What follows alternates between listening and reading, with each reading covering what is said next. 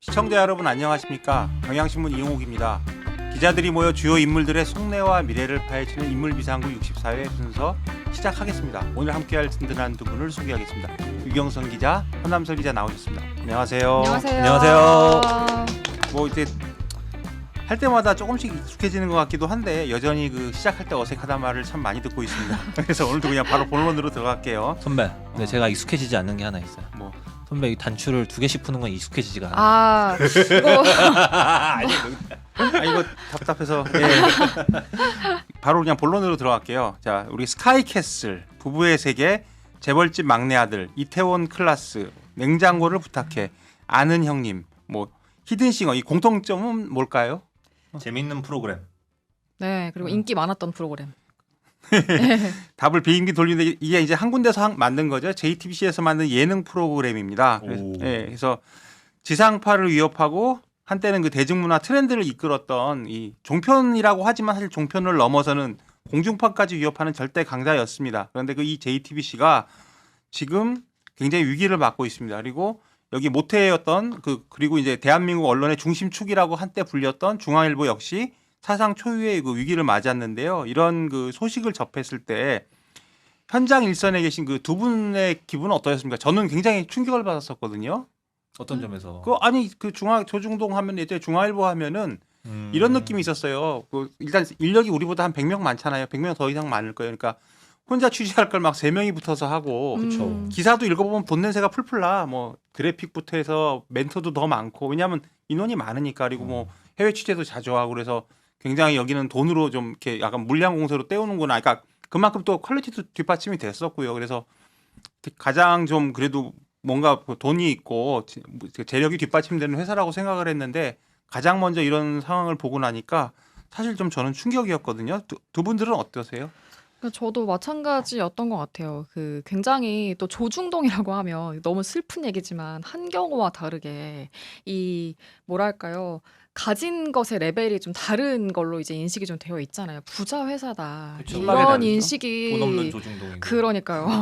조중동 못 간 뭐 이제 이런 욕도 있고 한데 하여간 이제 그런 정말 무너지지 않을 것 같던 이제 부잣집이 저렇게 된다라는 사실에 이제 굉장히 좀 충격을 받았고 어떻게 한편으로는 좀 옳게 왔구나라는 생각도 있었던 것 같아요. 그러니까 왜 왜냐하면 올게 와요? 그러니까 뭐 한 1년 정도 더 전부터 그러니까 이미 뭐 JTBC가 좀 뭐 어렵다. 지금 뭐 재무 구조가 안 좋다라는 이야기들은 좀 이렇게 계속 좀 뜬말처럼 돌아다녔었거든요. 그쵸. 뭐 보도 부문 돈 안 되니까 뭐 팔려고 한다더라. 아니면 뭐 OTT랑 너무 출혈 경쟁이 심해져서 지금 너무 재무 구조 안 좋아져 가지고 뭐 컨설팅 받고 있다더라. 이제 이런 말들이 계속 돌았어요, 사실은. 중간에 그러다가 서비스도 굉장히 많았어요. 예, 그쵸. 그래서 뭔가 이렇게 조금씩 조짐들이 보여서 아, 이게 좀 안 좋긴 한가 보네 하다가 갑자기 이렇게 부도 소식을 듣고 나니까 좀 놀랐고 좋아하던 프로그램도 정말 많았는데 뭐 예. 어떤 거 예를 들면 그러니까 뭐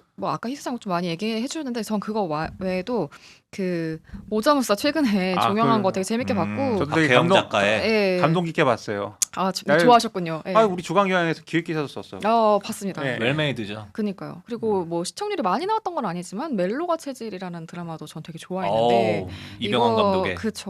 이제 그것도 되게 재밌게 봤었고 저는 사랑의 이해 되게 좋아했는데. 사랑의 이해도 나도 그거 되게 좋아해. 그래요? 그래서 저릿저릿하잖아 막. 저는 좀 그러는데 답답하면서 약간 봤는데 그 러브미 아세요? 러브미? 여러분 서윤진 나온 거? 그건 그것도 몰라요. 진짜. 자, 이제 우리가 지금 멜로를 좋아하시구나. 얘기하다가 네. 중단한 서비스가 많다고 그랬었잖아요. 네. 어떤 거 중단했어요? 근데 사실 그게 지금 와서 보니까 혹시 연결점이 있나라는 생각이 드는 건데 제가 대표적으로 중단한 서비스로 예를 들고 싶은 건 사실 듣동라? 네, 그쵸. 네, 듣동라라고 해가지고 한 유튜브 채널만 보면 한 40만 명을 모은 채널이었어요. 그게 40만 명을 모은 게 벌써 한 3, 4년 전이니까 사실 굉장히 규모가 큰 중단했어요, 채널이었고 근데 이거를 중단한 게 이게 주로 좀 20, 30대 여성들을 많이 겨냥한 채널이었는데 이거를 갑자기 어느 날 정말 뜬금없이 정말 뚝 끊고 간 거예요. 저렇게 그- 잘 되고 있었던 걸 네, 굉장히 잘 되고 있었던 걸. 그 40만인데 말인즉슨 그냥 확 드는 생각인데 기본적으로 채산성을 보잖아요. 40만이면 그만큼 벌어들이는 수익이 있는데 제가 보기엔 그거 그게 이상으로 없다는 거예요. 그게 없는데 사람은 점점 뭔가 채널은 커지니까 투입은 돼야 되고 뭐 약간 그런 경향 TV는 괜찮나 모르겠네. 여기는 띵 처리해야 될 것 같습니다. 아니 네, 뭐 그러니까 우리 회사는 상당히 뭐라고나 가성비가 굉장히 훌륭한 그런 그렇습니까? 지금 프로를 만들고 있습니다. 네. 네. 그러니까 저는 사실 이 소식을 듣고 뒤통나 떠올랐고 그리고 무엇보다 저는 딱 그 얼굴 스치더라고. 손석희 전 앵커, 손석희 전 사장. 그것도 이제 얘기를 하면서도 할 건데. 아니 예. 근데 제가 이걸 왜 떠오르냐면은 이게 사실 문제가 되는 건 중앙일보보다도 지금 JTBC잖아요. JTBC 동료 기자들은 제가 생각하기에는 손석희랑 그렇게 정치 성향이 잘 맞는 사람이 제 주변엔 별로 없었거든요. 사실 뭐 좌파나 진보 혹은 뭐 민주당에 대한 어떤 지지 성향 이런 거를 가진 친구들이 제 주변엔 별로 없었는데 그 JTBC에서 일하는 기자들이 하나같이 손석희 사장에 대해서만큼은 엄청난 충성심을 과시하고 그 존경을 표해 왔단 말이에요. 근데 이제 지금 이 위기의 원인이 과거 손석희 시절에도 조금 내포돼 있었다. 지금 이런 주장들도 나오는 거잖아요. 우리 뒤에 얘기를 하겠지만 네. 그것도 있고 제가 들은 거는 이제 손석희 사장이 나가고 나서 JTBC 사내 문화가 많이 바뀌었다. 특히 그건 뒤에 얘기하겠습니다. 네네. 그래서 그런 게 있었어요. 그리고 저도 이제 아까 JTBC 어렵다는 얘기를 저도 엉겹결에 한 몇 년 전에 들었는데 저는 사실 굉장히 반대로 생각을 하고 있었어요. 언론 뉴스를 잘 몰라서. 왜냐하면 JTBC 프로그램들이 다 잘 됐잖아요. 뭐 그쵸. 넷플릭스. 그래서 야 여기는 그렇게 무리해서 방송을 갔더니 자리 잡았구나 했는데 알고 보니 그게 아니었다. 이제 이런 얘기를 들었고요. 최근에 이제 어쨌든 이 JTBC가 우리가 막 야 이거 남의 얘기다. 뭐 그럴 줄 알았다. 이렇게 하기에는 상당히 좀 뼈아픈 얘기이기도 합니다. 그리고 일단 저희 동료 선후배들이 뭐 JTBC와 뭐 중앙일보 소속으로 현장에서 뛰고 있기도 하지만 사실 이거는 그 언론 누구도 피할 수 없는 이런 상황이다. 이런 얘기도 있습니다. 그래서 엄중한 상황인데 혹시 JTBC 내부 분위기 좀 들으신 거 있으세요? 그러니까 이게 사실 방금 말씀하신 것처럼 좀 많이 조심스럽긴 하거든요. 이 업계 이야기이기도 하고 그리고 굉장히 많은 안타까움을 좀 느끼게 되기도 해서 이게 이런 이야기들을 하는 게 약간 좀 정말 뭐 딴 세상 불구경하는 것처럼 보일까 봐 좀 많이 염려도 되는데 하여간 좀 그래도 뭐 이렇게 들은 것들을 몇 개 좀 말씀을 드리자면은 일단 그러니까 급여가 이제 어느 시점부턴가 들어오는 시간이 좀 일정치가 않았다고 하더라고요. 원래는 보통 이렇게 일정한 오전에 뭐 이렇게 들어오잖아요. 근데 이 시간이 조금씩 뭐 늦어진다거나 좀 일정치가 않은 걸 보면서 이게 조금 쎄하다 그러죠. 왜 그런 걸 느꼈다라는 말도 좀 들었고 그리고 이제 이렇게 되다 보니까 기자들이 좀 해외 연수 가잖아요. 외부 기관에 이제 학업 계획서 이런 거 제출해서 뭐 1년 과정으로 뭐 혹은 뭐 좀 더 갔다 오기도 하고 하는데 보통 기자들이 그렇게 해외 연수 가게 되면 가족들이랑 같이 또 계획 맞춰가지고 나가기도 하고 그러는데 그 선정이 됐는데 이렇게 딱 부도가 터지면서 이거를 연수를 못 나갈 수도 있겠다. 설사 가도 이제 이런 생각이 들죠. 내가 네. 돌아왔을 때 회사가 그 자리에 있을 것인가. 뭐 그런 것도 그런 걱정도 진짜 본질적으로는 좀 있을 것이고 그리고 이게 어쨌든 뭐 자구책으로 최대한 뭐 비용 절감을 하려면 해외에 누구를 보낼 것이 아니라 이렇게 최대한 안에서 일을 해라라고 회사는 지시할 수도 있는 거니까 뭐 그런 것들 그냥 한마디로 좀 뭐 뒤숭숭하다. 그리고 인기 많은 지금 대표적인 프로그램이 냉장고를 부탁해라든가 뭐 아는 형님 이런 것들이 있을 텐데 이 프로그램들마저도 출연자들에게 출연료가 안 들어오고 있다. 이런 것들이 지금 들려오는 걸 보면 좀 분위기가 많이 안 좋은 것 같습니다. 네. 그러게요. 그 냉장고를 부탁해는 저도 굉장히 즐겨보는 프로그램인데 지금 사실 우리 대한민국의 대표 예능이 아니었나 뭐 이런 그 남녀노소 가리지 않고 근데 그거는 이제 연예인들이 출연하니까 출연료가 굉장히 액수가 클 거란 말이죠. 그쵸. 회당 뭐 수백만에서 수천만에도 갈 수 있는데 근데 지금 문제는 요새는 시사 프로그램도 패널들을 중심으로 많이 꾸리잖아요. 근데 그 패널들한테 일단 나와주세요. 저희가 정산은 나중에 꼭 해드릴게요. 뭐 약간 이런 식으로 지금 읍소를 하면서 좀 섭외를 한다는 그런 얘기도 들리고 그리고 사실 이제 보도 부문 같은 경우에는 특히 저는 동료 기자한테 좀 들은 것 중에 좀 진짜 안타까운 얘기가 이제 뭐 손석희 사장 얘기 나중에 할 거지만 손석희 사장이 나간 다음 그게 한 2019년인가 그렇거든요. 2019년 이후로 뉴스룸의 시청률이 뚝 떨어졌었대요. 떨어졌는데 그게 그나마 작년에 오히려 최고 시청률을 찍을 정도로 회복이 되는 그런 상황에 있었는데 이게 뭐 계엄도 있고 그 전에 뭐 최상병 보도도 열심히 했고 도이치 주가 조작 이런 뭐 명태균 게이트 이런 쪽에서 JTBC가 성과들이 좀 많았거든요. 근데 그런 분위기가 어떻게 보면 형성되고 또 계속 갈 수 있었던 와중에 이런 것들이 딱 터지니까 그런 것들에서 좀 아쉬움을 토로하는 그런 목소리 좀 있는 것 같더라고요. 지금 우리가 JTBC 얘기를 좀 이제 했는데 그럼 도대체 이 거대 미디어 그룹에 무슨 일이 있었나 좀 타임라인을 추적해 보겠습니다. 일단 시작은 저도 굉장히 놀랬던 건데 이제 JTBC에서 206억 원의 만기 차입금을 상환하지 못해서 디폴트를 선언했고 이게 이제 뭐 계열사로 퍼져가지고 그냥 나열만 하기도 좀 그런데 뭐 중앙홀딩스, 메가박스 중앙 뭐 등에서 핵심 계열사 5곳이 무더기로 기업 회생 절차를 신청했습니다. 근데 제가 놀란 거는 우리 회사 같은 경우는 206억 원이 굉장히 큰 돈인데 중앙일보에서 206억 원을 못 갚아가지고 중앙그룹에서 이것 때문에 연쇄부도가 날 정도로 이렇게 되는 이유는 무엇인가 해서 이 구조적인 문제는 무엇인가 이런 걸 좀 봐야 될 것 같은데 게다가 뭐 예능도 그렇고 드라마도 그렇고 히트작도 많은 이 회사에서 아마 206억 원이면 뭐 연예인들 몇 명 부르는 출연료로도 상당히 들어가는 그런 돈일 텐데 뭐 때문에 이렇게 됐을까 어떤 구조적 결함이 있었을까 이렇게 생각을 하게 되는데 이 부분에 대해서 좀 설명해 주실 분이 있으세요? 일단 206억 원이 부족해서 지금 한 거는 이제 어떻게 보면 그거는 빙산의 일각인 거죠. 그러니까 빙산을 보면은 수면 위로 떠 있는 건 요만큼이고 그 밑에 이만큼 있는 거잖아요. 이제 줄줄이 이제 206억 원 딱 다가왔는데 이 당장 206억을 못 갚겠다. 라는 거를 시작할 뿐이지 이제 계속 줄줄이 청구서가 올 거거든요. 왜냐면은 3월 말 기준으로 자료를 보니까 JTBC의 부채 비율이 2,400%가 넘어요. 그러면은 자본보다 빚이 24배다. 보통 회사 같은 경우는 네. 남아나지가 않았겠네. 네, 그래서 지금 보면은 이제 JTBC가 내놓은 자구책이라는 게 뭐 비용을 좀 뭐 이렇게 뭐 인력이나 뭐 여러 가지로 절감하고 그리고 자산을 매각하고 해서 당장 만들 수 있는 돈이 77억이다. 거기다가 뭐 이제 뭐 부동산을 매각하고 자회사를 매각해가지고 뭐 300억 뭐 몇백억 뭐 이렇게 만들어서 좀 더 만들 수 있다라고 하는데 그렇게 사실 자산 매각하고 나면 사실 회사에 남는 게 없는 거니까 매각해도 뭐 그렇죠. 안될것 그리고 매각 같은데? 당장 할 수 있는 게 오히려 또 있으면 다행인데 그렇게 돈이 될 만한 지금 매물이 딱히 이게 없다고 하더라고요. 그러니까요. 그게 잘 매각되면 진작에 매각했겠죠 사실. 그러니까 피닉스 아일랜드인가요? 평창에 있는 리조트 있잖아요. 그러니까 그것도 매물로 내놨었는데 어느 기업이었더라? 하여간 대기업이 이렇게 좀 보다가 이것도 그냥 조금 다시 이거는 좀 부채가 너무 많네 하면서 그 매물도 안 사려고 했다고 하더라고요. 그러니까 그리고 이게 이제 말씀하신 것처럼 진짜 빙산의 일각인데 원래 올해 3월까지 SLL을 상장을 했어야 되는데 거기서 돈 빼려고 그랬죠. 그렇죠. 그러니까 룰루랄라 상장해서 스튜디오. 그렇죠. 기업 공개를 해서 이제 성공하면 뭐 그러면 이제 일단 급한 불을 끌 수 있으니까. 근데 최종적으로 이 상장이 좀 무산이 되면서 그동안 투자 받았던 거를 이자까지 쳐서 뱉어내야 되는데 원금만 4천억 원이더라고요. 그러니까 굉장히 좀 위기가 큰 상황이죠. 뭘 믿고 이렇게 많이 빌렸을지 모르겠는데 다만 이제 JTBC가 가진 컨텐츠의 힘이나 뉴스의 공신력 이런 거를 좀 과신하고 그 미래를 내다보지 못하거나 아니면 미래를 너무 낙관적으로 보고 투자를 많이 한 것이 아닌가 아니면 투자를 하든 베팅을 하든 그렇죠. 그런데 일각에서는 이제 뭐 이게 기획부도다 이렇게 얘기를 하고 있는데 이게 납득할 만한 얘기인가요?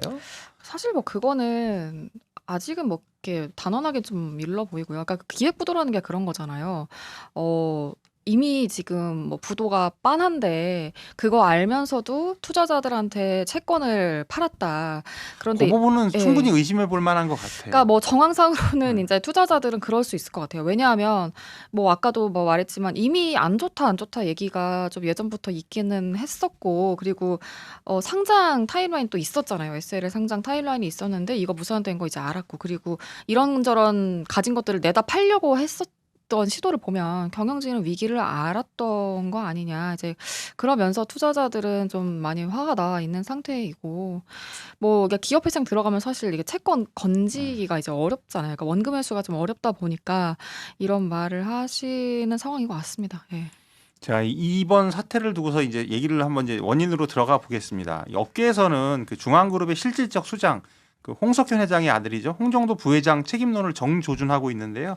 사과하러 나와서 뭐 5번 정도 고개를 한 90도 숙이고 이런 모습을 봐서는 좀 이 양반이 뭔가 급하구나 이런 느낌을 받았는데 과연 이 사람이 어떻게 여기까지 이렇게 중앙그룹이라는 회사를 망쳐놨는지 왜 이 사람은 어떤 이력을 걸어왔는지 우리 한번 살펴보도록 하겠습니다. 홍정도 부회장이죠. 홍정도 중앙그룹 부회장. 1977년생입니다. 저 이분 삶을 보면서 굉장히 부러웠어요.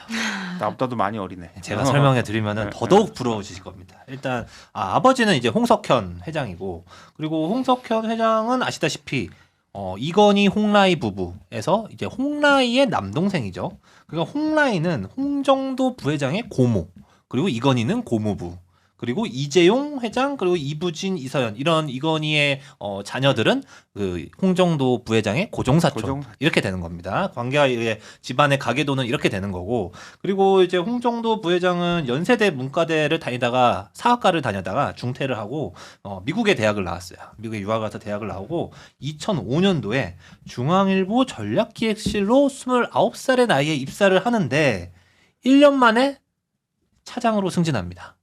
네, 제가 지금 경향신문 13년 차 기자인데 올해 이제 차장도 아니고 차장 대우를 달았거든요. 근데 이분은 1년 만에 차장으로 승진하고, 그리고 심지어 재직 중에 스탠퍼드 대학교 경영대학원 MBA를 이수한 후에 나중에 또 복귀를 합니다. 복귀를 했는데 2005년에 입사해서 2009년에 전략기획 담당 이사로 승진.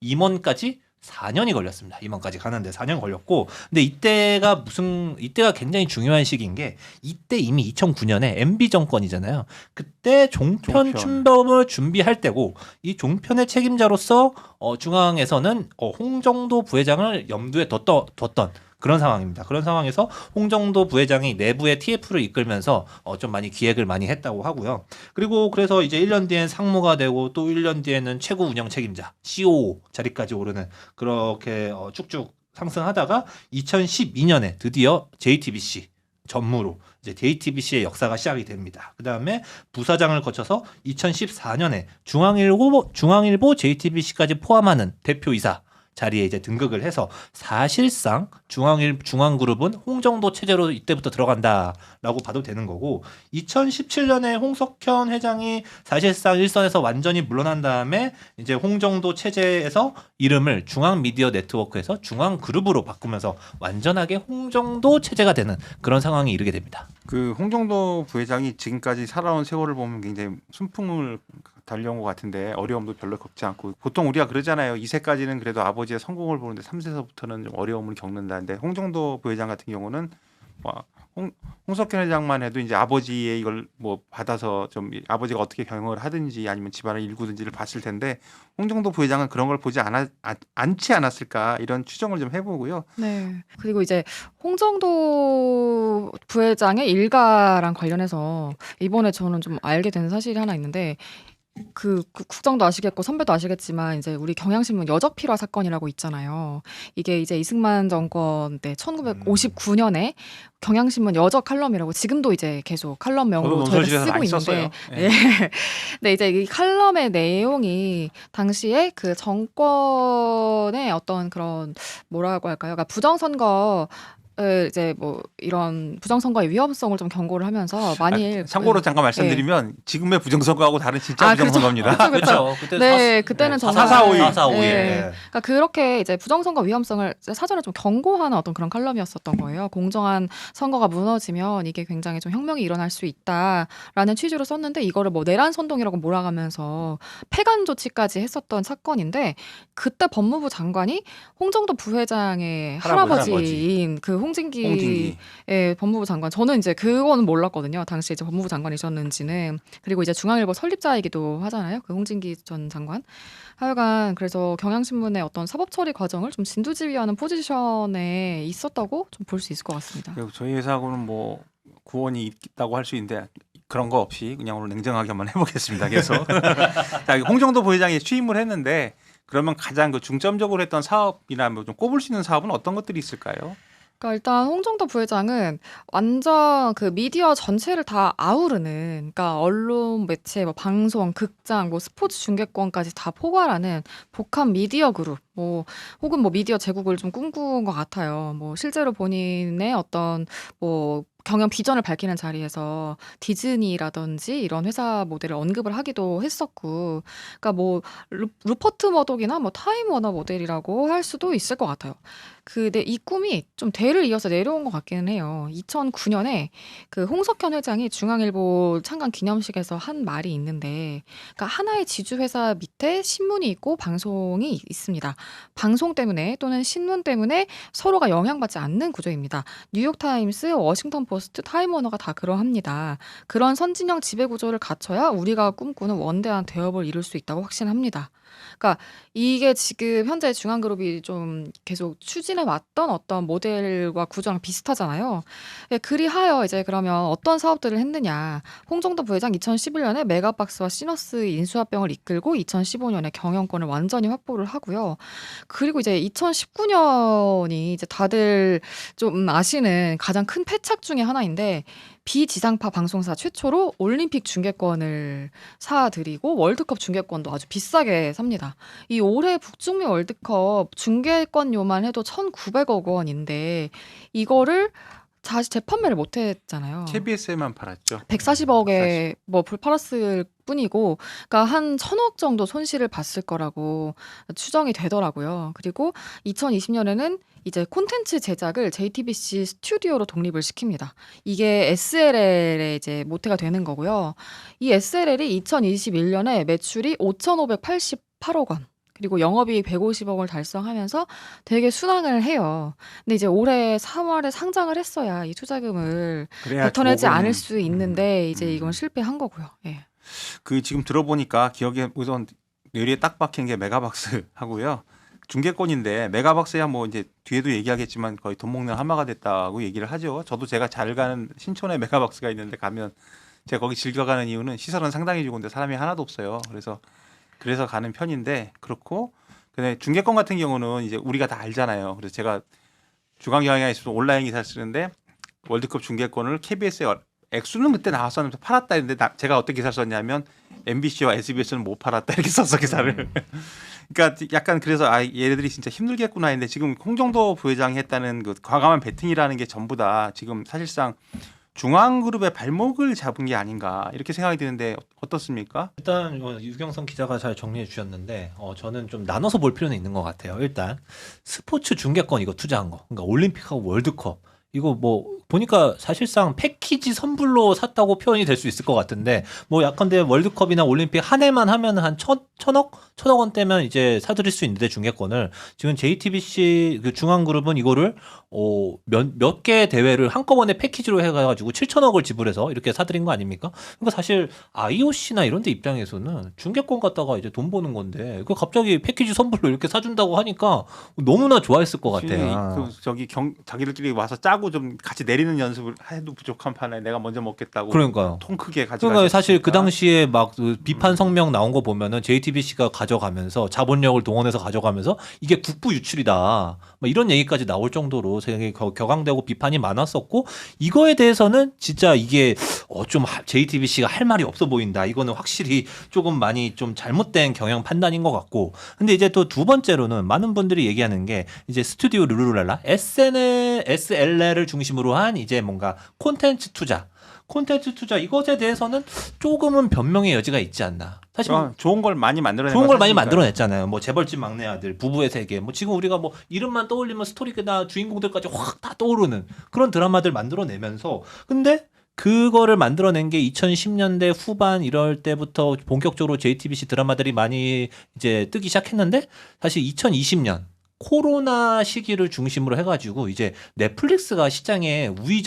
아주 우월적인 지배자가 되잖아요. 근데 이거는 글쎄요. 그전에도 물론 넷플릭스가 조금씩 성장을 하고 있었지만 우리가 과연 그렇게 예측할 만한 요소였나. 거기다 이게 코로나라는 사람들이 집 밖에 나가지 못하고 영화관을 가지 못하고 그런 상황하고 결부가 되면서 넷플릭스가 폭발적으로 이제 성장을 한 거잖아요. 그러니까 이것까지는 JTBC도 예상하기는 힘들었을 것이다. 그 누구나 JTBC가 아니라 누구나 봐도 예상하기는 힘들었을 것이다. 그거는. 근데 이제 그 이후의 대처, 그 이후에는 좀 투자를 조절했어야 되지 않나 이런 판단이 있을 수 있는데 그럼에도 JTBC는 뭔가 계속 투자를 많이 한 걸로 보이죠. 근데 거기는 또 그런 판단도 있을 것 같아요. 사실 지금 좀 약간 우리가 또 뉴노멀이라고 할 수 있는 게 이 K 콘텐츠.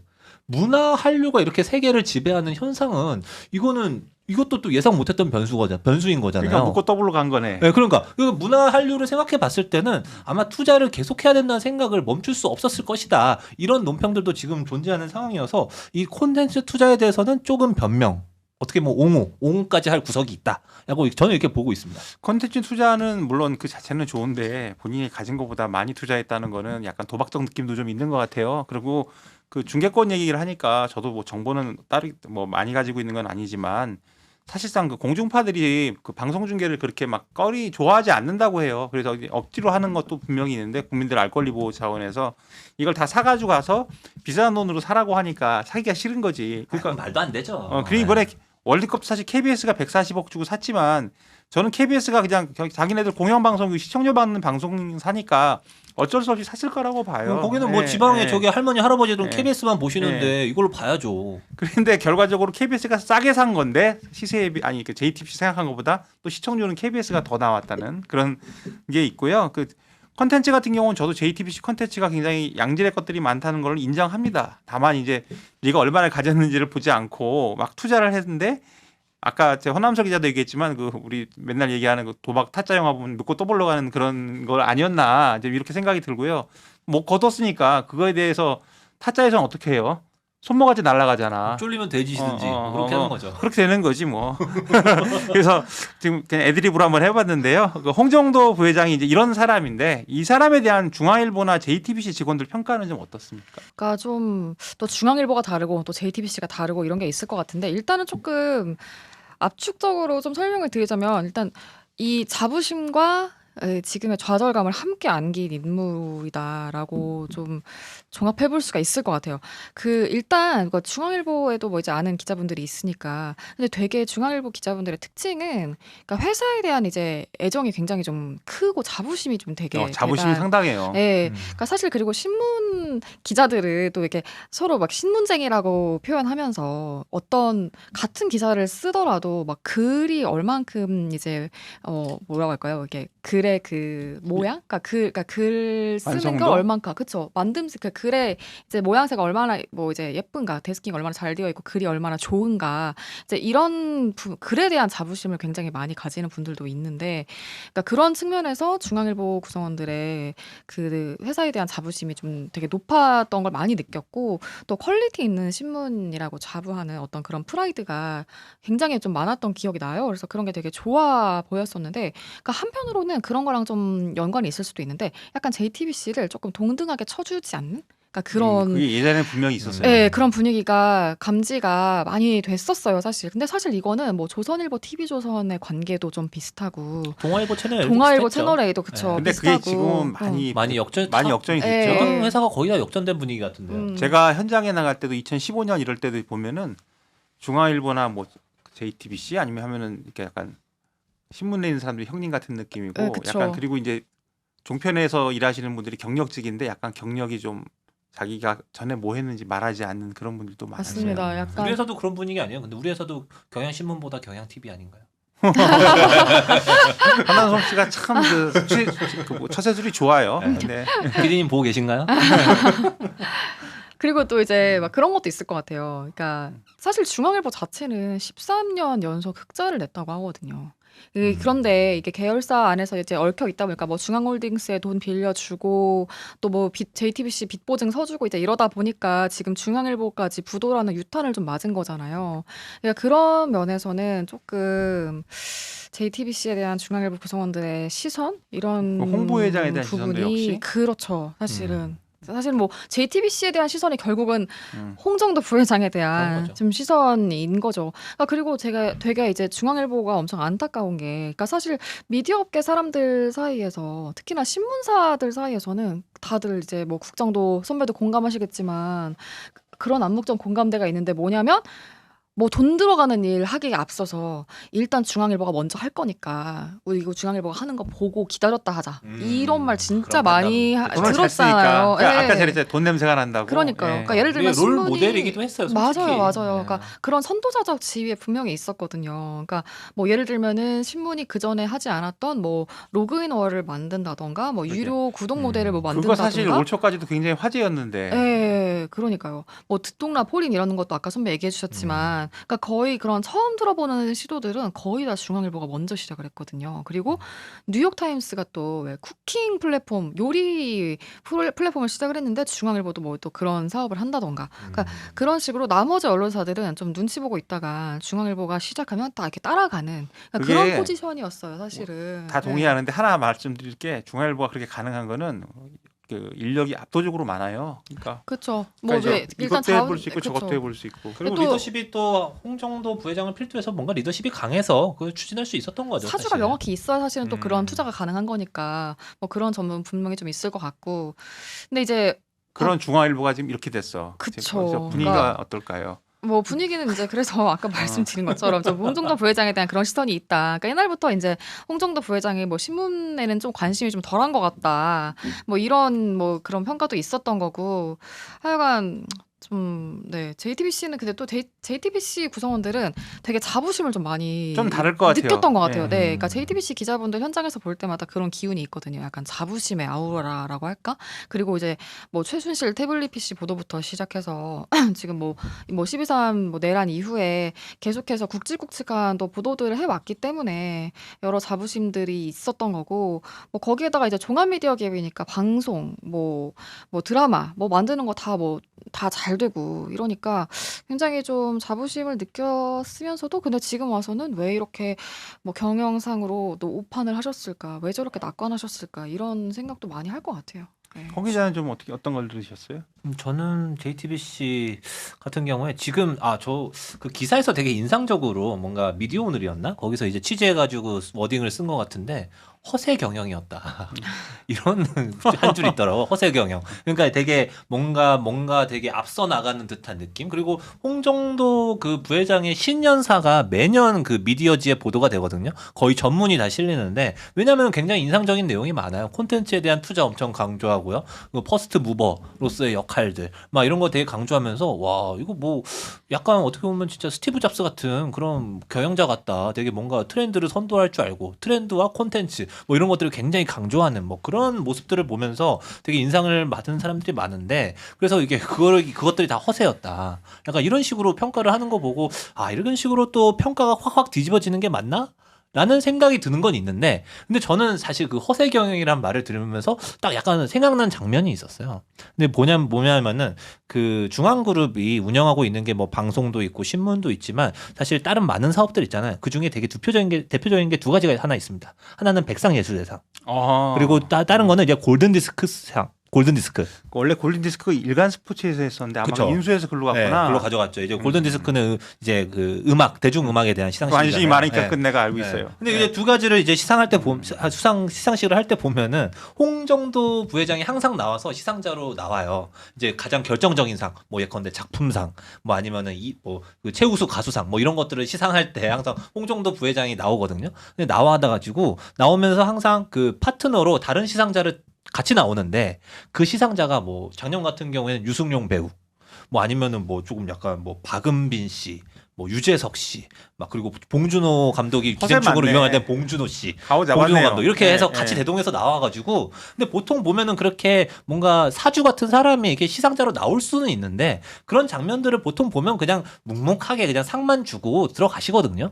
근데 홍정도 부회장은 나와가지고 되게 이 꽁트를 많이 합니다. 꽁트를 하는데 뭐 K 컨텐츠가 어쩌고 막 이런 말들을 많이 하면서 그 순간이 되면 이 시상식의 주인공이 저 수상자가 아니라 시상자인 것 같다라는 느낌을 받으면서 약간 그런 느낌도 받았어요. 그러니까 이 모든 문화적 융성 K 콘텐츠의 배경에는 내가 있어 라고 얘기하는 듯한 느낌. 그러니까 마치 뭐 가우디 건축의 뒤에는 구엘이 있고 뭐 예컨대 뭐 메디치 가문, 미켈란젤로 뒤에는 메디치 가문이 있고 약간 이런 느낌으로 홍정도 부회장이 약간 그런 식으로 하는 거 보면서 허세 경영? 뭐 어떻게 보면 좀 약간 나르시시즘 같은 느낌도 들고 약간 그런 것들이 좀 많이 느껴지는 건 있었다. 그런 측면들이 또 비호감을 또 구성원들에 산 건 아닌가라는 생각도 전 들긴 했어요. 저도 좀 이제 뭐 나와야 되니까 좀 여기저기 알아봤는데 저는 상당히 험한 얘기를 많이 들었어요. 특히 이제 제가 아무래도 연배가 있다 보니까 제가 아는 사람들은 아무래도 중앙일보 출신들이 많지 않겠어요. 중앙일보에 계시거나 아니면 중앙일보에서 JTBC로 옮겨가셨거나. 근데 이런 분들이 다 뭐라고 하냐면 현 사태에 대해서 이제 홍정도의 오만과 무능이 빚어낸 참사다 이렇게 얘기를 해요. 하면서 한 얘기가 제가 들은 건 이게 공통적으로 들은 얘기입니다. 홍석현 회장하고 비교를 많이 하더라고요. 그래서 홍 회장이 뭐 예전에 삼성 엑스파일 사건이나 뭐 이런 온갖 풍파가 좀 있었잖아요. 그럼에도 불구하고 이 중앙일보 내부 사람들 평가가 나쁘지가 않더라고요. 왜냐하면 이 사람이 일단 본인이 스스로 언론인이라는 사명감이 있고, 그래서 이제 언론인이 어떤 일을 해야 된다, 자부심 이런 게 있기 때문에 좀 그 기사가 나가면 이 기사가 미치는 영향 이런 것도 좀 생각을 하고, 기자들도 굉장히 존중을 했대요. 그래서 편집국이 함부로 하지 않았다. 이 여러 사람한테 들은 겁니다. 그래서 자기들도 열심히 일했고 언론이 사회에 미치는 영향 이런 것도 생각을 했고, 자기 회사가 보수인데 이 홍석현 회장이 굉장히 그 남북관계에 관심이 많아요. 그래서 그거에 대해서 이제 뭐 기사가 나가는 거 보면 가끔 자기보다도 훨씬 진보적으로 나갈 때도 있더라. 이렇게 얘기를 하면서 하는 얘기가 이제 홍정도 얘기인데, 홍정도 부회장이라는 사람은 일단 신문에 대해서 관심이 전혀 없다. 그리고 JTBC에 대해서도 그렇게 관심이 있는지 모르겠다. 그냥 그리고 이제 자기들은 그 홍석현 회장은 언론이 미치는 사회적 영향력 아니면 이제 미디어가 미치는 사회적 영향력을 생각을 하는데, 지금 홍정도 회장은 오로지 컨텐츠를 사고 파는 생각만 하고 있는 것 같다. 이렇게 얘기를 해요. 그래서 이제 기자 PD들하고 전혀 접촉이 없으면 어떻겠어요. 일하는 사람들하고 일단 회사가 분위기가 좀 이상해지겠지. 유리가 되지. 그래서 또 그 주변에서 일하는 사람들이 홍정도 부회장 측근들이 어디서 온 사람들인지 모르겠다.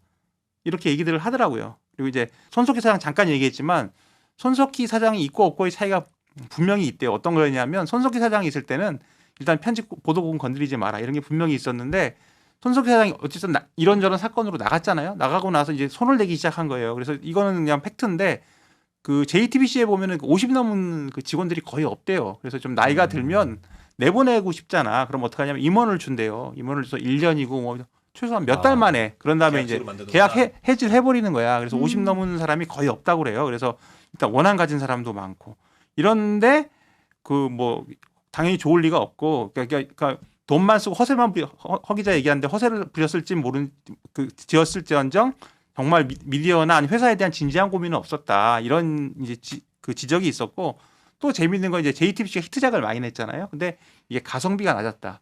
그러니까 우리가 MBN이나 뭐 방송 얘기해서 죄송하지만 다른 방송들 보면은 저는 MBN을 굉장히 즐겨 보는데 뭐 예전에, 요새는 텔레비전 잘 안 보지만 뭐 쇼 프로그램 이렇게 토크쇼 보면 약간 좀 흘러간 연예인들이 나와서 얘기하고 아침마당 스타일로요? 근데 약간 좀 연예인들 몸값 비싸지 않을 분들이 이제는 좀 네. 지나가셔서 그런 분들 나와서 재밌게 얘기하고 가는데, JTBC는 뭐 이런 걸 하도 심지어 막 다 톱스타들 나오잖아. 그럼 그 사람들 몸값이 얼마야. 그래서 굉장히 가성비가 낮았다. 그래서 때깔은 좋은데 탑스타 나오고 가성비가 없었다. 이런 얘기를 하더라고요. 그래서 이 사태가 이렇게 된 건 홍정도 때문이다. 저는 이렇게 얘기를 들었습니다. 그래서 요건 좀 보는 시각에 따라 다른데, 다만 요거 하나는 내가 허 기자 말하는 거에서 힌트를 얻은 건 허세 경영이다. 좀 맞는 것 같아. 허세 경영 참. 그래서 이제 우리가 그 아까 손석희 사장을 얘기를 했는데, 이게 손석희 사장 얘기가 왜 나오냐면 손석희 사장 있을 때 그 삼성 관련 보도를 한 게 있었잖아요. 그래서 그때 삼성과의 결별 이런 얘기가 있었는데, 어쨌든 중앙일보의 뿌리는 원래 삼성입니다. 근데 이제 삼성하고 결별하면서 이렇게 됐다 이런 얘기가 나오는데요. 그러려면 중앙일보 뿌리가 어떤지 이런 걸 살짝 좀 살펴볼게요. 아까 그 홍정도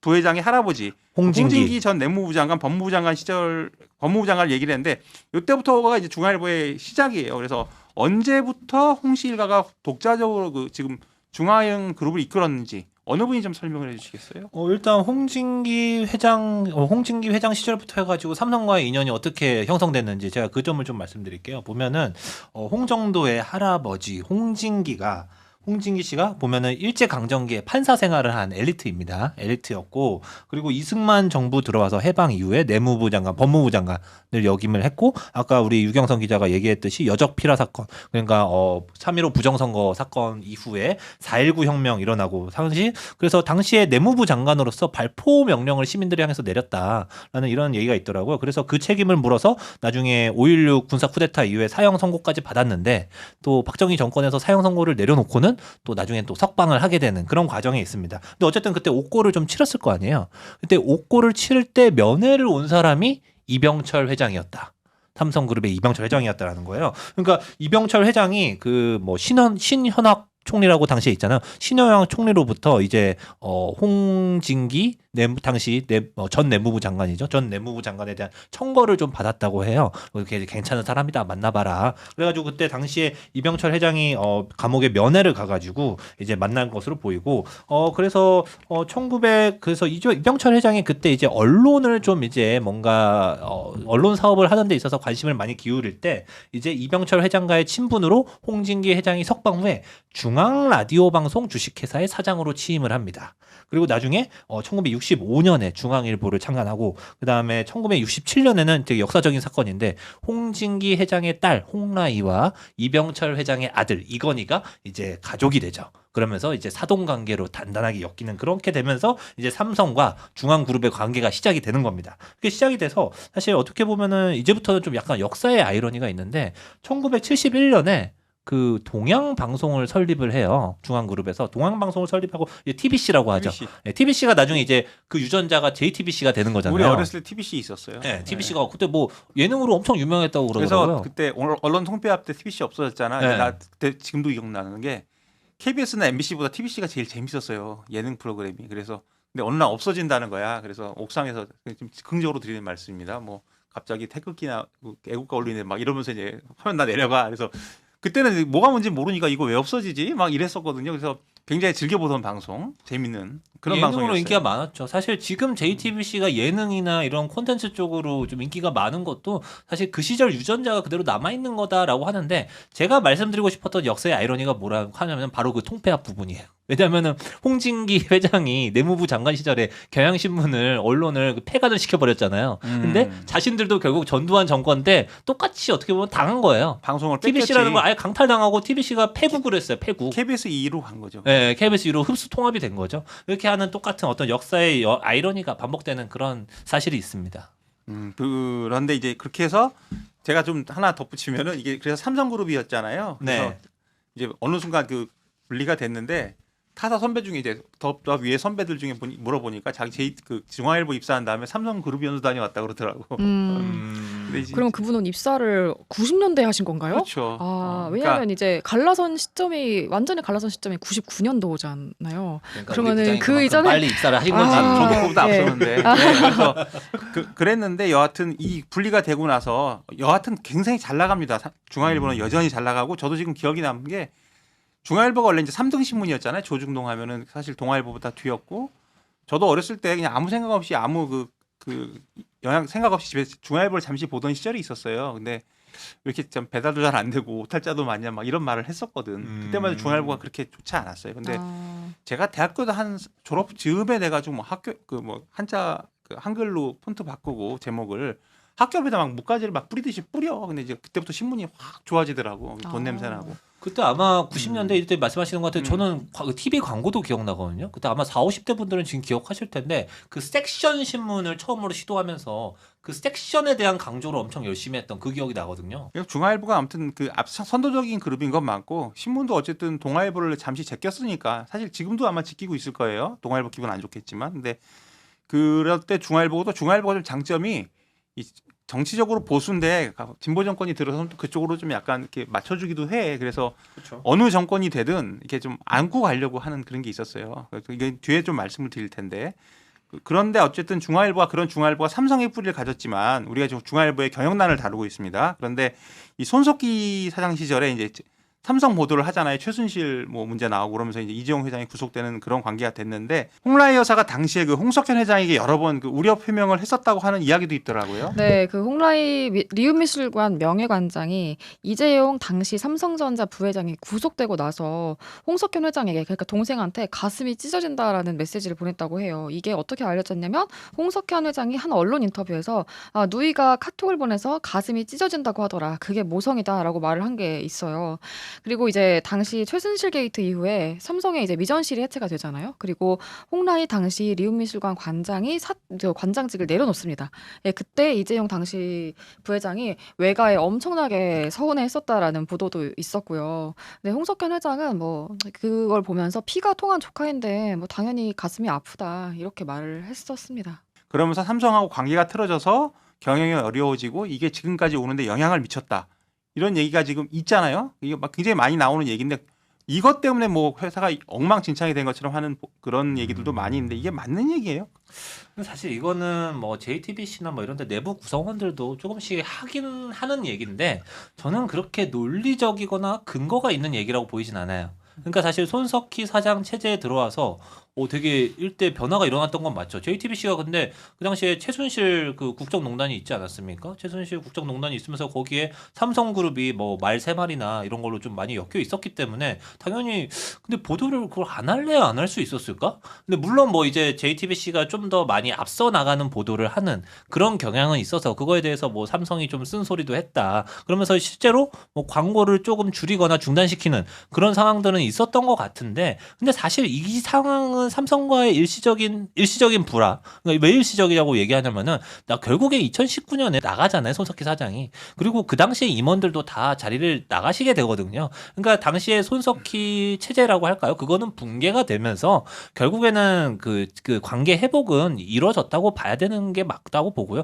그거는 그냥 사실 2019년 시점으로 끊어가는 얘기다. 그렇게 보는 게 맞을 것 같아요. 근데 그럼에도 불구하고 이제 좀 약간 그런 측면은 있을 것 같아요. 손석희 사장이 지금 MBC로 가가지고 뭐 손석희의 질문들이나 뭐 지금 뭐 12시 뭐 이런 프로그램도 하고 계시던데 그러니까 그런 것들을 하면서 굉장히 또 손석희의 영향력은 여전히 살아있구나라는 것들이 좀 보이긴 하잖아요. 그러니까 그런 측면에서 어떻게 보면 그 JTBC를 폭발적으로 성장시켰던 그 에너지가 손석희가 사라지면서 JTBC에서는 꺼지고 좀 MBC로 다시 옮겨가는 그런 느낌은 확실히 있는 것 같습니다. 그러니까 그런 측면에서 보면은 손석희가 뭐 그 손석희 시절을 전후해서 이게 JTBC의 상황이 많이 바뀌었다라는 말은 성립은 하는 것 같은데 그게 손석희의 책임이냐? 라고 했을 때는 이거는 조금 약간 억지스러운 얘기 같다.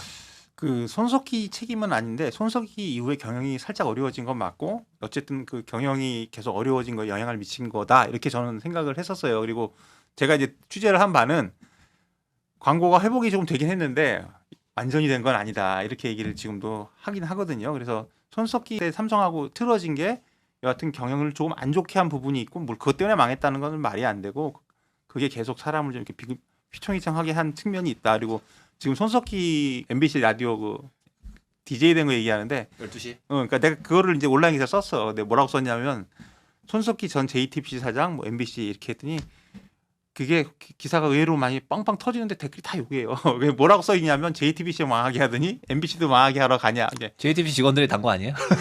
아니 그게 아니고 우리가 지난번에 왜 진보기득권 프로를 한번 했었잖아요. 근데 네. 손석희라는 사람이 되게 영향력 있는 언론인인데 안티도 상당히 늘었더라. 그러니까 그 그럴 수 진보기득권이라는 있죠. 어떤 그 시각이라는 게 굉장히 광범위하게 퍼져 있는 것 같다는 생각을 좀 몇 가지로 얘기를 해봤고요.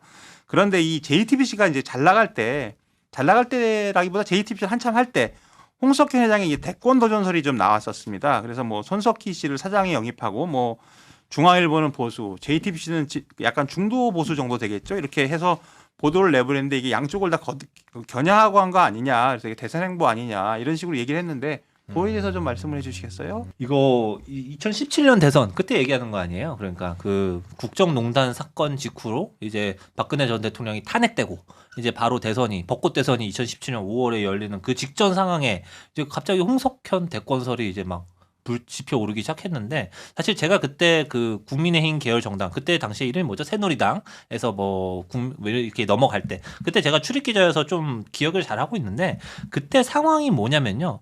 보수에서는 대표적인 주자가 없었어요. 대표적인 주자가 없는 게 일단은 박근혜 대통령이 탄핵을 당했기 때문에 진짜 어떻게 보면 찐 보수, TK를 중심으로 한 찐 보수 세력에서는 후보를 구할 수가 없거든요.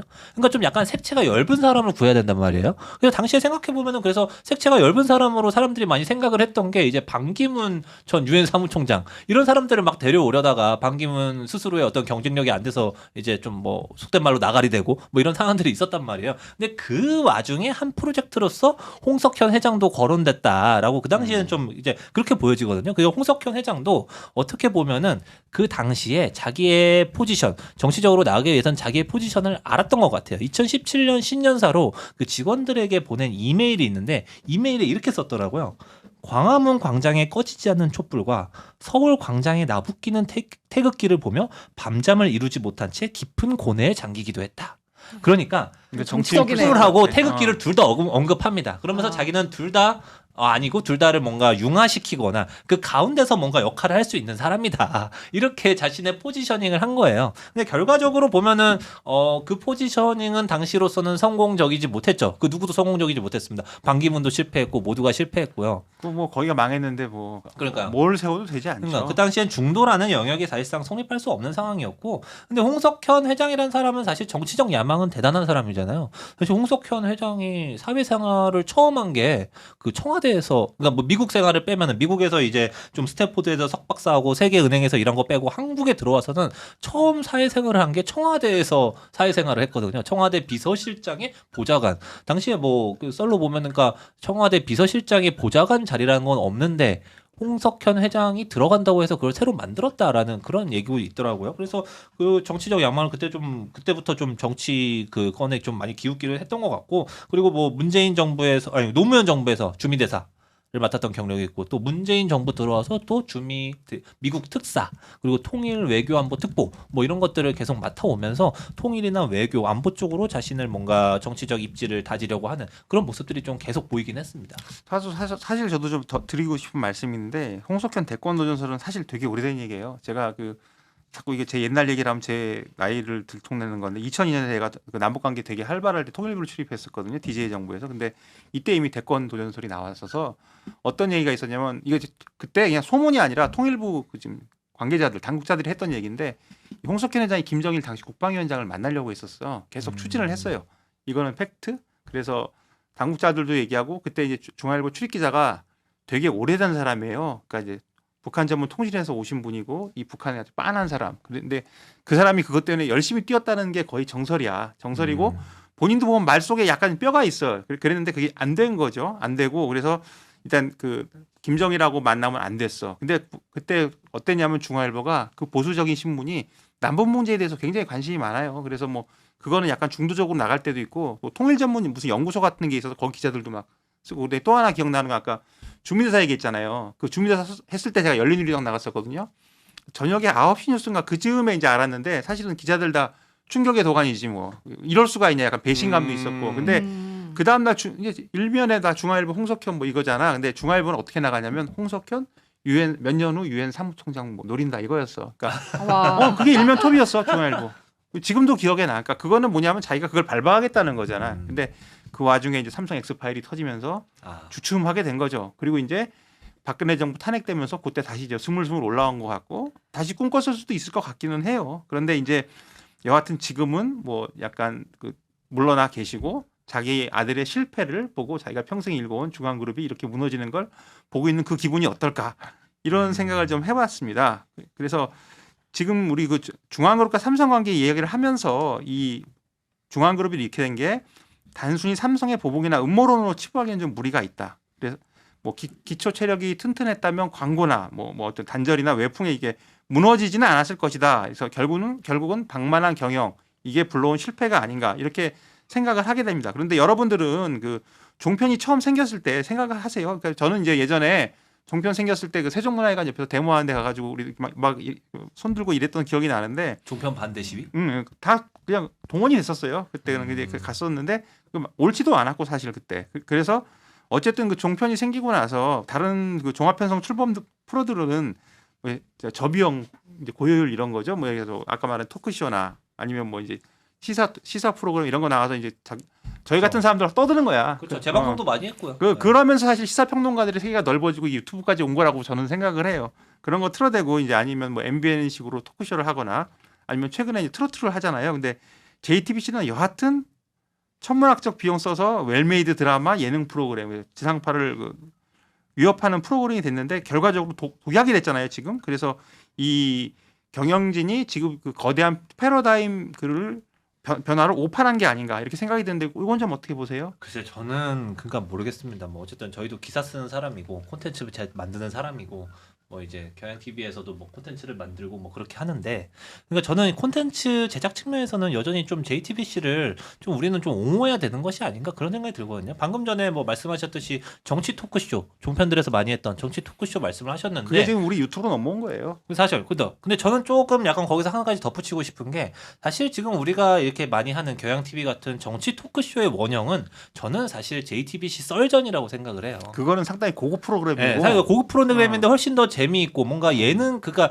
이거는 시사 프로그램이 아니라 예능 프로그램으로서 뭔가 위치를 시켰거든요. 그러니까 저는 정치에 뭔가 본격적으로 예능이란 장르를 덧입혀서 뭔가 사람들에게 즐거움을 주는 동시에 정치 시사 상식도 알아가게 한 그런 프로그램은 TV조선이나 채널A에서 되게 엄중하고 진지하게 엄근진하게 했던 것들과는 다르게 힘을 좀 빼고 재밌게 했던 것은 JTBC 썰전이었고, 그런 식으로 뭐가 JTBC가 콘텐츠, 시사 콘텐츠를 하더라도 그렇게 하고, 또 드라마 뭐 웰메이드로 많이 만들었다는 얘기 아까 많이 했잖아요. 이런 식으로 조금 뭔가 JTBC가 만들어 놓은 콘텐츠의 유전자의 영향을 굉장히 사회에 여기저기 많이 흩뿌려져 있고 우리가 그 영향을 받고 있다 실제로. 그리고 이거는 JTBC가 사라지더라도 어딘가는 남아서 역할을 할 것이다 분명히. 저는 그런 측면에서 JTBC의 콘텐츠에 대해서는 그 투자나 이런 거에 대해서는 조금은 우리가 판단을 유보할 필요가 있지 않나 이런 생각은 좀 하고 있어요. 저도 약간 동의가 좀 되는 게, 사실은 뭐 경영적으로 너무 낙관한 거는 이거는 비판받아야 될 소지이지만, 이 아까 이제 남설 선배가 그런 말 하셨잖아요. 그러니까 코로나 시기에 어떤 그런 뭐 그러니까 코로나라는 팬데믹이라는 거는 어떻게 보면 미리 예측할 수 없었던 요소였다. 그러니까 낙관에다가 어떻게 보면 이제 예측할 수 없었던 불운도 있었던 건데, 저는 그것 중에 하나가 또 이런 게 있었던 것 같아요. 그러니까 물론 이것도 이제 미리 예측을 했다면 더 좋고 유능한 경영자였겠지만, 뭐냐면 이제 그 넷플릭스라는 아주 그런 거대 OTT 공룡이 이제 콘텐츠 시장을 장악하면서 엄청 콘텐츠 제작 비용 자체가 인플레가 되게 심해졌잖아요. 그러니까 넷플릭스는 부르는 대로 줬대요. 네, 그러니까요. 그러니까 사실은 뭐 이제는 뭐 우리나라 한류가 인기가 있어서, 뭐 그러니까 K 콘텐츠가 인기가 있어서 그런 것도 있지만, 연예인들, 그러니까 우리 지금 이제 우리나라의 뭐 엄청 뭐 대표 연예인들의 그 개런티가 예전이랑 다르게 정말 상상을 초월할 정도로 이제 엄청나게 높아졌잖아요. 그러니까 이거는 그동안 그쵸. 그러니까 회당 얼마, 회당 얼마. 회당 얼마. 근데 네. 입이 떡떡 벌어지는 그게 액수를 거의 이제 제작 옛날 같으면 제작 한 편 할 만한 그런 액수잖아요. 맞습니다, 맞습니다. 그렇게 엄청 제작비 자체가 많이 올라갔다라는 그런 거. 근데 이거는 사실은 뭐 어떻게 보면 시장 자체의 판도가 변한 거잖아요. 그래서 그러니까 그 부분이 그렇게 애초에 공격적인 투자를 할 때 얼마나 예측 가능했을까라는 생각은 조금 들긴 하더라고요. 그러니까 사실 지금 JTBC의 몰락을 보면서 거기에 대해서 이제 콘텐츠 과감한 투자, 그것이 결국 짐이 됐다라고 하면서 쾌재를 부르실 분들이 있습니다. 바로 콘텐츠 회사의 대표님들이에요. 야 봐라, 이런 식으로 투자를 돈 무리하게 써봐야. 하면 안 돼. 네. 우리 관리도 좀 해야 돼. 그러니까 이제 모든 콘텐츠를 만드는 회사 그 경영진에 그 JTBC가 변명거리가 되면 안 된다. 저도 그 걱정은 했어요. 뭐냐면 JTBC가 굉장히 좋은 프로그램을 많이 만들잖아. 드라마도 그러고. 근데 우리가 살려면 앞으로 MBN이나 이렇게 해서 좀 조그만 소규모 예능이라든가 드라마도 어디서 좀 어설픈 거 이런 거 만들어야 되는데, 그러면 뭐가 되냐면 프로그램마다 이제 그런 거 경쟁적으로 만들어내게 되면 우리가 보는 프로는 좀 저질이 되겠죠. 그런데 그럼에도 불구하고 처음에 시작할 때 우리가 그 JTBC라는 방송을 갖게 된 배경 같은 거는 굉장히 문제가 많았기 때문에 JTBC가 만들어낸 프로에 대해서는 굉장히 긍정적으로 보고 평가를 하지만, 과연 그 얻는 과정이나 지금의 결과가 옳았느냐에 대해서는 시청자들의 판단에 맡기는 게 어떨지. 그건 그렇죠. 네. 그런 생각이 들고요. 저도 이제 하나만 들으면 이거는 그냥 그쪽 사람들한테 들은 건데, 중앙일보 그룹이 이렇게 된 게 우연의 일치라고도 해요. 뭐냐면 왜 하필이면 이러냐 하면서 JTBC 얘기했고, 그런데 이제 그 JTBC 메가박스 보강 이런 게 있잖아요. 근데 JTBC는 OTT가 들어오면서 어려워졌고 같은 시기. 그다음에 메가박스는 코로나 다 비슷한 시기죠. 그다음에 보강 그룹 피닉스파크가 있잖아요. 근데 피닉스파크가 요새 사람들이 해외여행이 자유화되면서 예전처럼 스키를 안 탄대요. 그러니까 그것도 어렵다는 거야. 그러니까 세 가지가 다 어려워지니까 이건 견딜 도리가 없더라. 이렇게 얘기를 합니다. 근데 이제 우리가 JTBC 그럼 중앙그룹이 어떻게 될 것인가 이제 생각을 해봐야 되는데, 홍정도 부회장이 사과하면서 새로운 시작을 만들고 싶다 이렇게 얘기를 해요. 그래서 새로운 시작이 뭔지, 지금 우리가 중앙일보하고 JTBC를 어떻게 가져갈 것인가 이런 거에 대한 관측이 분분하잖아요. 앞날은 좀 어떻게 예상하세요? 그러니까 뭐 중앙일보 경영권은 뭐 좀 파는 방향으로 하고 이제 JTBC를 살리지 않을까 이런 예측이 지금 좀 주된 것 같은데요. 그러니까 중앙일보가 워크아웃 신청했잖아요. 근데 이제 그 워크아웃 자구안을 내게 되는데 거기 안에 경영권 매각까지 포함이 되어 있었어요. 예, 그리고 뭐 최근에 이제 채권단에서 본격적으로 경영권 매각을 조금 언급하기 시작했다고 하더라고요. 그리고 이제 그러니까 그 기업 회생을 신청을 하면서 그러니까 JTBC만 그 자율 구조조정 지원 프로그램이라는 거를 신청을 이건 어떤 거예요? 그러니까 이거는 뭐냐면 그러니까 이제 기업 회생 절차를 시작하기 전에 일단은 채권단이랑 좀 협의를 하면서 우리가 자율적으로 일단은 조금 구조 조정을 해볼게. 우리가 뭔가 좀 이렇게 시간을 뭐 벌면서 뭔가 좀 재무 구조도 좀 개선하고 해볼게 하는 그 시간을 좀 벌 수 있는 거거든요. 예, 그 프로그램을 JTBC에 대해서만 그러니까 신청을 한 거예요.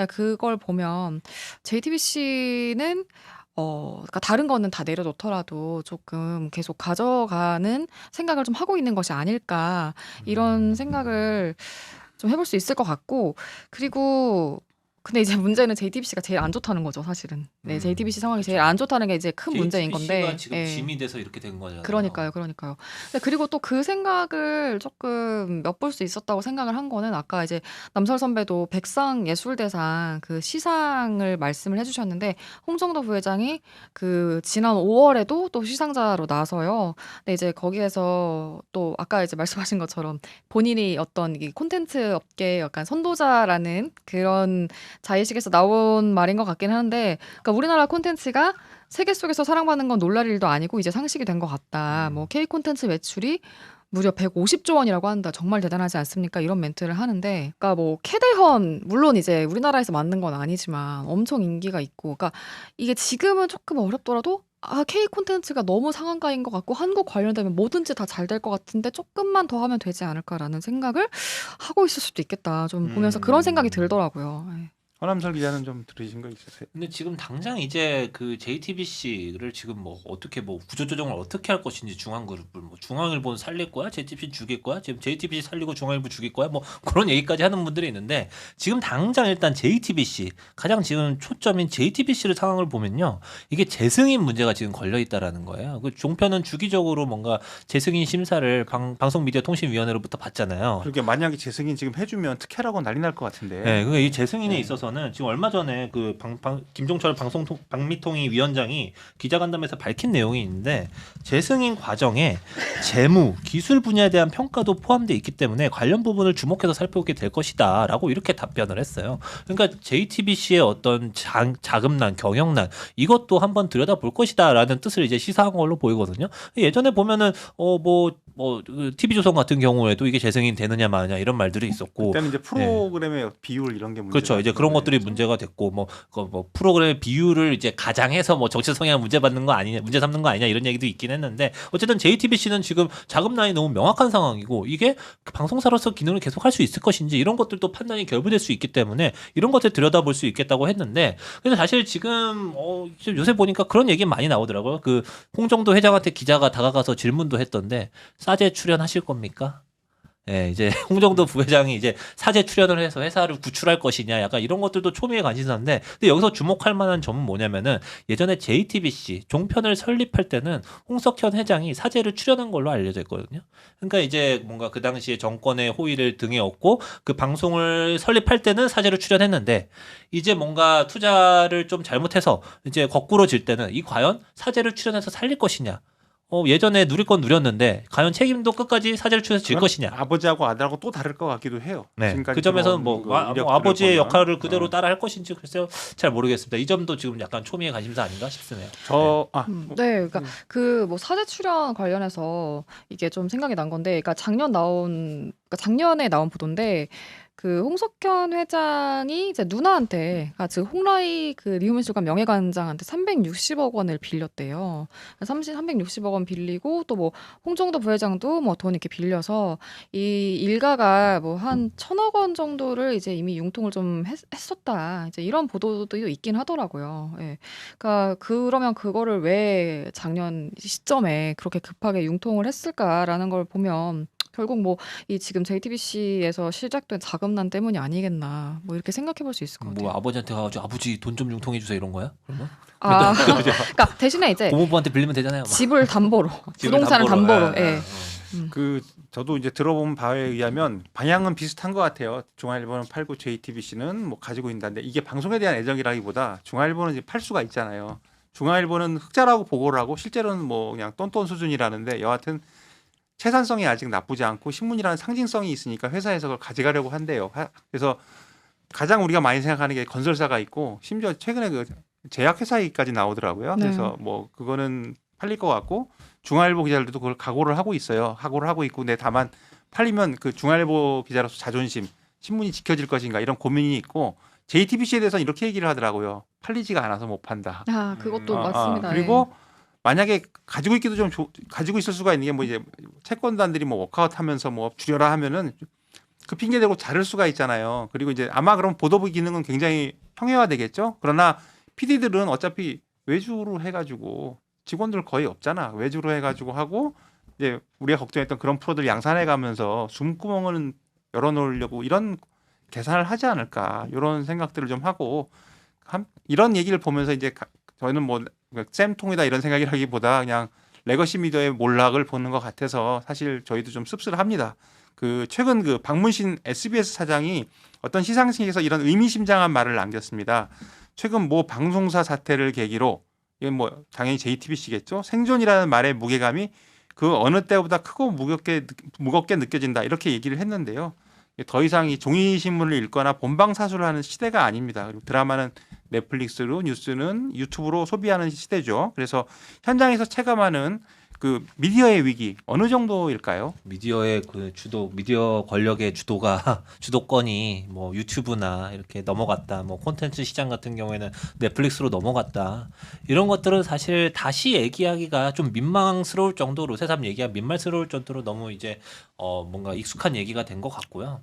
근데 사실 저는 이제 몇 년 전부터 기자로서는 언론 부문에서는 좀 그런 걸 느끼고 있어요. 레거시 언론은 이게 지금 가장 큰 위기가 뭐 잘 팔리냐 안 팔리냐, 기사를 사람들이 많이 보냐 안 보냐 이 문제도 있는데 일단 신뢰의 위기가 좀 왔다. 이게. 그러니까 신뢰의 위기란 건 뭐냐면은 사람들이 기본적으로 이 레거시 언론의 생산 방식이나 이런 것들을 좀 신뢰하지 않는다? 그러니까 그게 뭐냐면은 이제 이런 거예요. 제가 뭐 2017년, 18년 이때 이미 정치부를 출입할 때부터 그 현상들이 좀 있었던 것 같은데 정치인들의 말이나 그 발언들을 우리가 이제 따서 보도를 하잖아요. 근데 그 보도를 할 때는 다행히 이렇게 눈에 띄는 부분이나 이런 것들을 좀 잘라서 이렇게 보도를 하게 되는데 사람들이 이제 그렇게 생산하는 기사 못 믿겠다는 거잖아요. 그러니까 뭐 그때부터 이미 커뮤니티 게시판이나 이런데 어떻게 입수를 했는지 정치인의 풀 워딩이 이렇게 서로 공유해서 그걸 보면서 직접적으로 판단을 내립니다.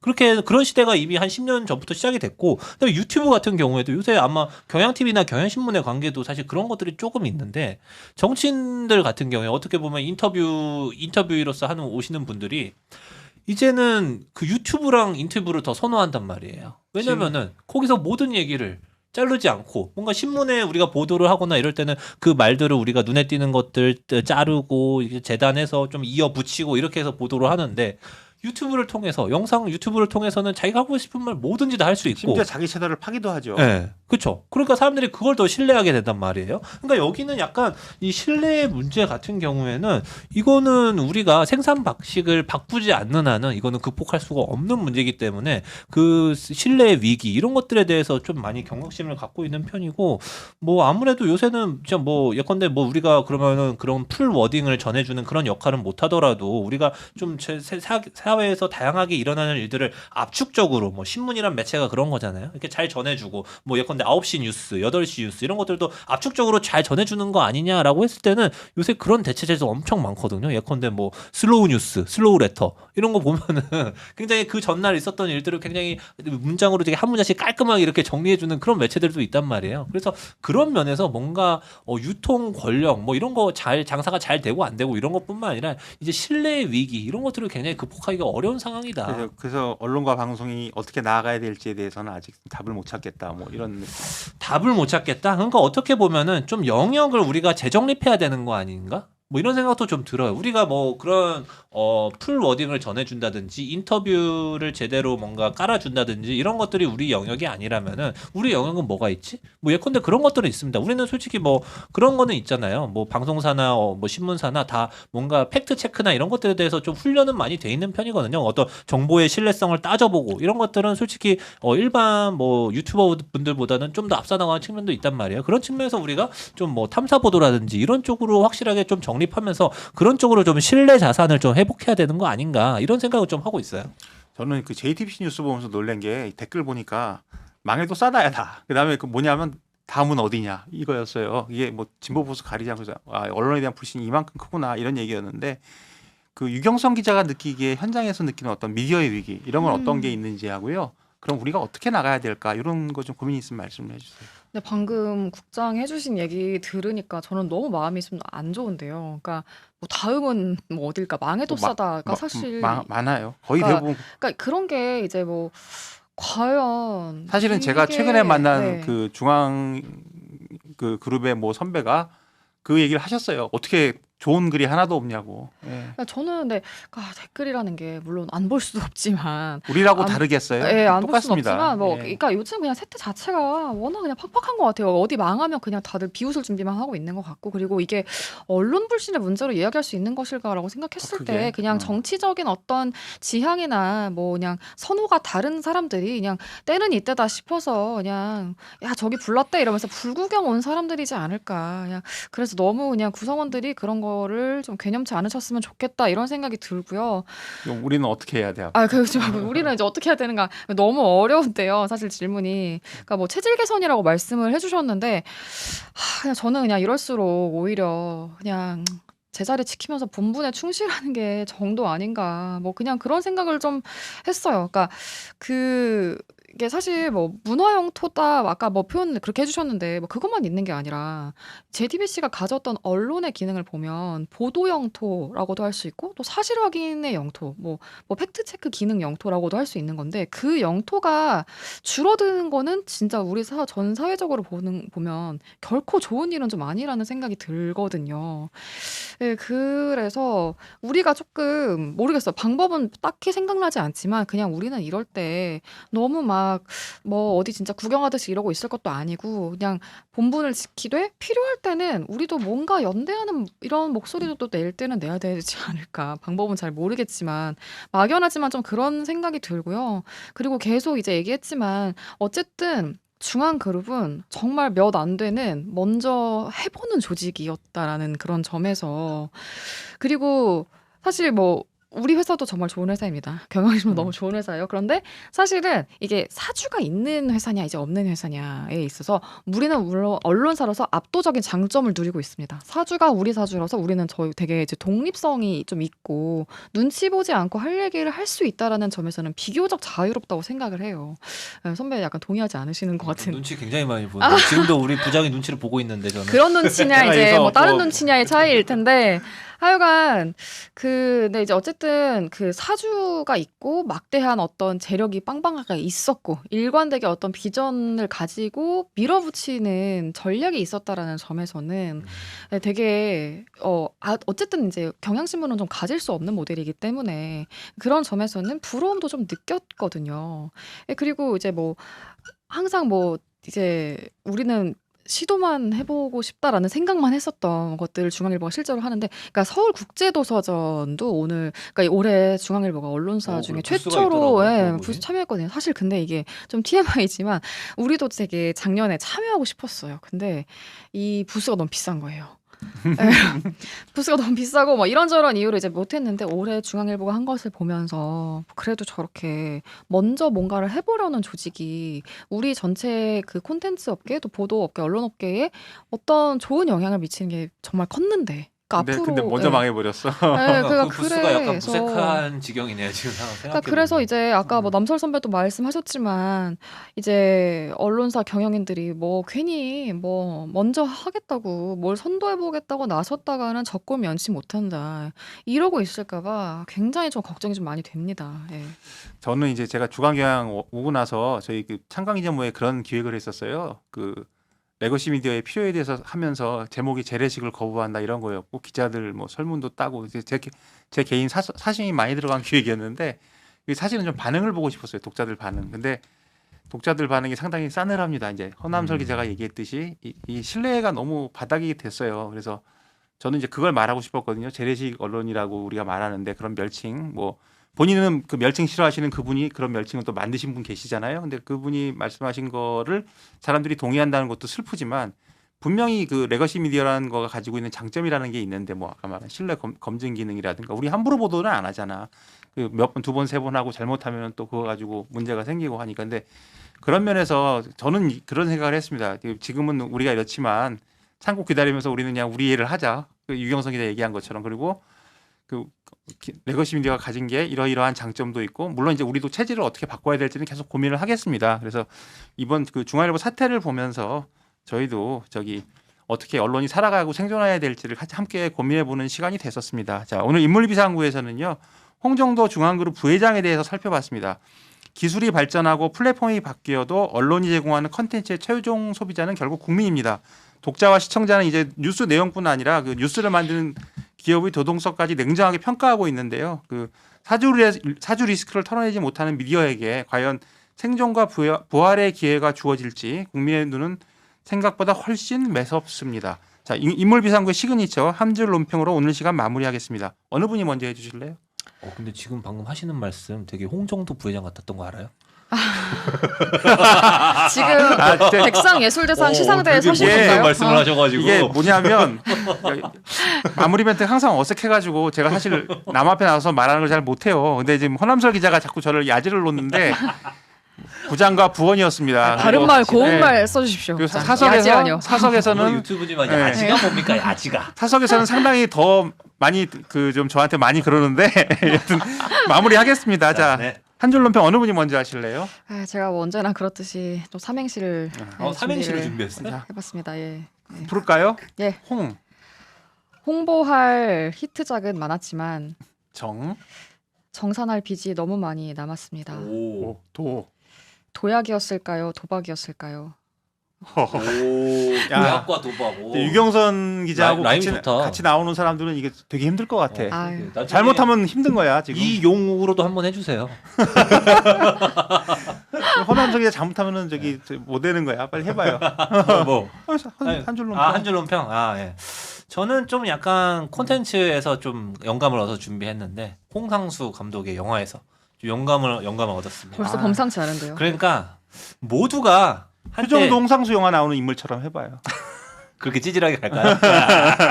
그러니까 모두가 한때 JTBC의 도전과 그 실험에 박수를 보낼 때가 분명히 있었어요. 그리고 우리가 모두가 그것을 모델이라고 생각했단 말입니다. 저도 부러웠어요. 그 잘 나온 드라마를 보면서. 네. 그리고 사실 얼마 전에 워크아웃 소식 신청 사실이 알려지기 전까지만 해도 물론 위기인 건 알았지만 그렇게 강하게 우리가 비판을 하거나 그 과거의 그 실수들을 되짚어 보지는 않았단 말입니다. 이게 엄연한 우리의 현실이에요. 그러니까 모두가 박수를 보낼 때도 있었고 그 박수가 어떻게 보면 JTBC의 독이 된 것도 맞아요. 근데 다만 시대가 많이 변한 것들이 있잖아요. 뭐 예컨대 뭐 넷플릭스가 우월적인 지배자가 됐다든지 아니면 뭐 코로나 상황이 터지면서 그 콘텐츠의 소비 패턴이 변했다든지 이런 극장은 어려워지고 이런 것들이 있었기 때문에 사실 어떻게 보면은 그래도 우리가 JTBC의 그 도전 정신만큼은 잊지 말자라는 측면에서 물론 경영난에 대한 책임은 분명하게 져야지만 그래서 저는 이렇게 준비를 했습니다. 이렇게 정리를 했어요.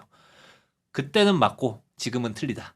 이렇게 준비를 했습니다. 네, 빌드업이 참 길었던 것 같습니다. 그 영화는 참 재밌는 영화였는데 결과물의 후폭풍이 지금까지 이어지고 있는 건 알고 있죠. 그럼. 마칠 시간이 됐는데요. 정치부 기자들의 본격 정치인 사람의 인물비상구 일요일 오후 4시에 다시 돌아오겠습니다. 지금까지 유경선 기자, 허남설 기자와 함께했습니다. 오늘도 함께해 주신 여러분 감사합니다. 감사합니다. 감사합니다.